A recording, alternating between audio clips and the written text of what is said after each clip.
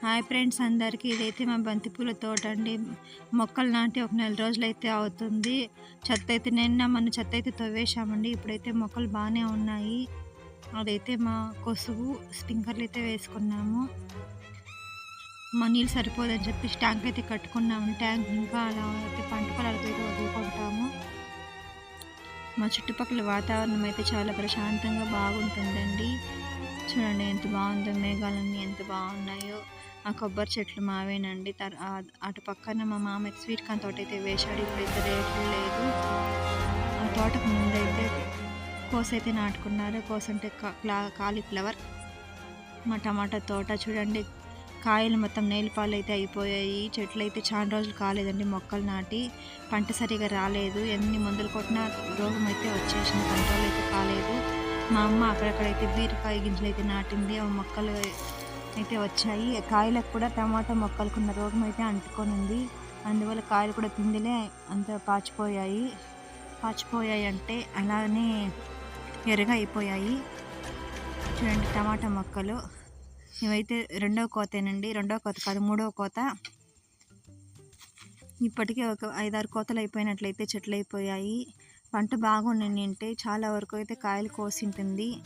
ఈ చుట్టుపక్కల పంటలు అయితే సరిగా కాలేదండి. అయినా కూడా రేట్లు కూడా లేదు.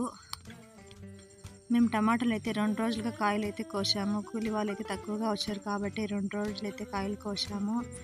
మొదటి రోజు పెద్ద సైజు కాయలు, మీడియం సైజు చిన్న కాయలు అయితే 3 రకాలుగా వేసి పంపించాము. మొదటి రోజు పెద్ద కాయలు 250, చిన్నవి 150, అంతకంటే చిన్నవి 100 రూపాయలు అయితే రేటు పోయింది.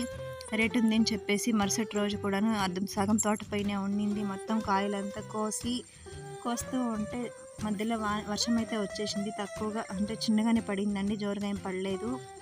మేము తోటలో ఉండి తడిచిపోయి ఉంటాము, అందుకే వచ్చేసాము. చూడండి నీటి బిందులు అయితే ఎంత బాగున్నాయో. మరుసటి రోజు కూడా సేమ్ అలానే గ్రేడింగ్ అయితే చేసి పంపించాము. ఒక 60 బాక్సులు అయితే అయ్యాయి. అందులో బాగున్న వచ్చి ఒక 20 బాక్సులు, మిగతా అంతా చిన్న సైజు గోళీలు. బాక్సులు సరిపోలేదని చెప్పి రేటు ఉంటుందని సంచుల్లో కూడా వేసి పంపించామండి. ఆ సంచుల్లో వేసిన కాయలు అయితే రేటు పోలేదు. కానీ మార్కెట్ వాళ్ళనే చెప్పి నేను ఇక్కడ ఆవుల కన్నా పెట్టుకొని ఉంటాము, కానీ వాళ్ళు ఏం చెప్పలేదు.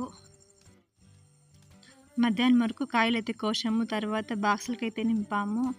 కాయలు బాక్సులకి అంతా నింపడానికే 6 గంటలు, 5:30 అయితే టైం అయిపోయింది. చూడండి 4 మంది అయితే కాయలు బాక్సులకి అయితే వేస్తున్నాము. అన్న వచ్చేసి కాయలంతా అన్న ఒకడే మోసాడండి. తర్వాత బాక్సులు గ్రేడింగ్ చేస్తూ ఉంటే వాటినంతా ఎత్తుకుపోయి సపరేట్గా అయితే పెట్టాడు. మేము 4 కాదండి, మొత్తం 5 మనిషి అయితే కాయలు నింపాము. కోసింది కూడా 5 మనిషి అండి. ఒక మనిషికి 350 రూపాయలు రేట్ చొప్పున కూడాను. కూలి కూడా సరిగా రాలేదు.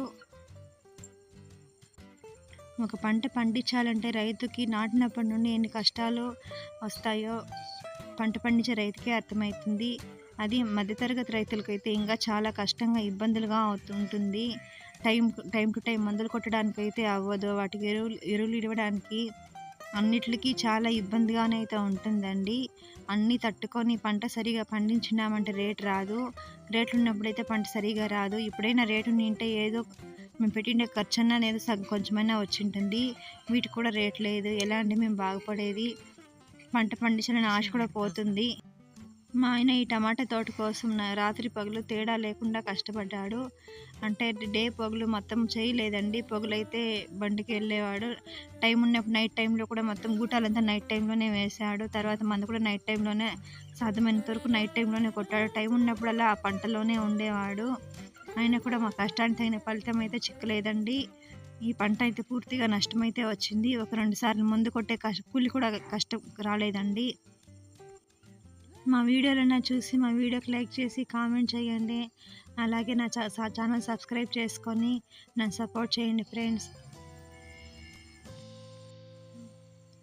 చూడండి అవే సంచులోకి వేసి పంపించిన కాయలు. ఒక సంచిలో వేసిన కాయలు 4 బాక్సులు అయితే అవుతాయి.